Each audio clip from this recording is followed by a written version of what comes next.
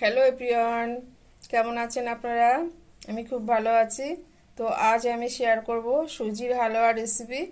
একেবারে দানা দানা ঝরঝরে সুজির হালুয়া, যার জন্য আমি নিয়েছি এখানে 1 বাটি সুজি আর 1 বাটি চিনি, আর নিয়েছি কিছু কাজু বাদাম, সেগুলো কেটে নিয়েছি, আর নিয়েছি আমন্ড বাদাম, সেগুলো লম্বা লম্বা করে ফালি করে নিয়েছি। তো তার জন্য আমি এখানে গ্যাসে একটা কড়াই বসিয়েছি আর 2 চামচ ঘি দিয়ে নিয়েছি। ঘিটা গরম হলে আমি বাদামটা প্রথমেই ভাজা করে নেব। তো আমি এবার বাদামগুলো দিয়ে নিলাম, একটু লাল লাল করে ভাজা করে নেব।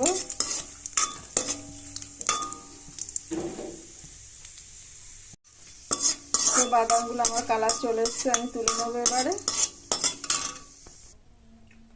তো বাদামগুলো আমি তুলে নিয়েছি, আর যে ঘিটা ছিল তাতে আমি দিয়ে দিলাম সুজিগুলো ভাজা করে নেব।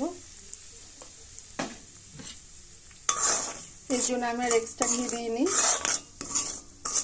তো এখানে সুজিটা ভাজা করতে গেলে একেবারে নাড়া বন্ধ করা যাবে না, একভাবেই নাড়তে হবে যেন প্রতিটা দানা দানা সেগুলো পুরো লাল হয়ে যায় আর ভাজা সুন্দর হয়।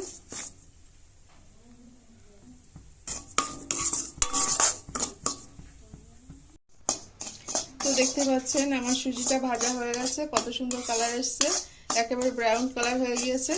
তো আমি এবার নামিয়ে নেব। তো আমি এখানে জল নিয়ে নিয়েছি, এই বাটিতেই সুজি নিয়েছিলাম 1 বাটি, আর এই বাটিতেই আমি জলটা নেব 3 বাটি, কারণ সুজির 3 ভাগ জল দিতে হয়।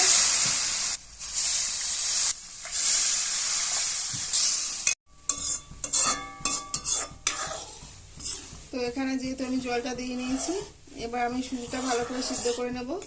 আর খুব ভালো করে সিদ্ধ হয়ে গেলে জলটা আর থাকবে না, জলটাও কমে যাবে।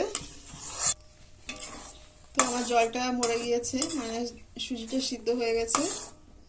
এই পর্যায়ে আমি দিয়ে দেবো যে বাটিতে চিনি রেখেছিলাম 1 বাটির চিনিটা। তো চিনিটা দিয়ে আমি কিছুক্ষণ নাড়াচাড়া করবো, আরও কিছুক্ষণ রান্না করে নেব। আর চিনিটা থেকে কিছুটা জল আসবে, জল জল হবে, সেটা ভালো করে নাড়াচাড়া করে নেব আমি। অল্প একটু লবণ দিয়ে দেবো। লবণটা দিলেও হয়, না দিলেও হয়, অসুবিধা নেই, তবে লবণটা দিলে চিনির যে টেস্টটা মিষ্টি সেটা খুব ভালো হয়।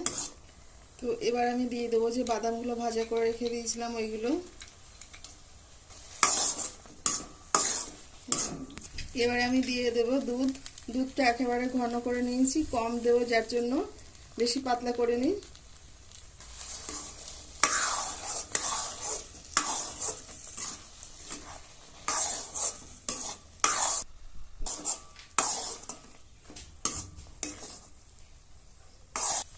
আমি অল্প একটু কালার দিয়ে দিলাম, অরেঞ্জ কালার হওয়ার জন্য, দেখতে ভালো লাগবে।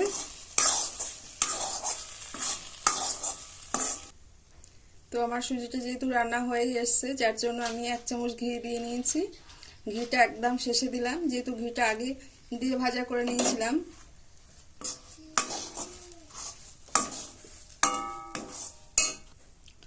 তো আমার সুজির হালুয়াটা কিন্তু হয়ে গেছে। প্রতিটা সুজির দানা কিন্তু একদম আলাদা আলাদা আছে, একটুও কিন্তু জড়িয়ে যায়নি, আর কড়াই থেকে ছেড়ে আসছে, মানে হয়ে গেছে। তবে 10 মিনিট পর আরও বোঝা যাবে কতটা আলাদা হয়েছে, পুরোটাই দানা দানা হয়েছে। তো আমার রান্না হয়ে গেছে সুজির হালুয়া, আমি নামিয়ে দিয়েছি। কিছুক্ষণ পরে এই যে অবস্থা, তো একেবারে দানাগুলো আলাদা আলাদা হয়ে গেছে।